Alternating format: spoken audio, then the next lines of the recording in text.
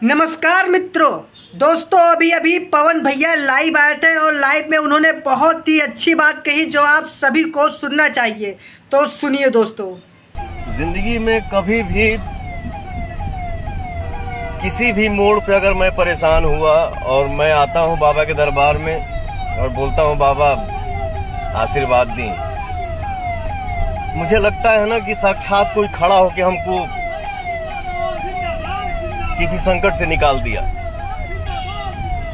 इतना विश्वास है मुझे इस स्थान पे, इसलिए मैं चाहा कि हमार भोजपुरी संसार जौन बा, हमार भोजपुरी परिवार जौन बा, हम सब भैया चाचा माई बहन के हनुमानगढ़ी के बाबा के आशीर्वाद मिले। आरा जिला में मोहली गांव बा, एक ठो मोहली गांव के बगल में ही हनुमानगढ़ी के बाबा के स्थान बा। तो हम चाहेंगे कि आप लोग भी आके जरूर बाबा का दर्शन करें। जय हो बाबा।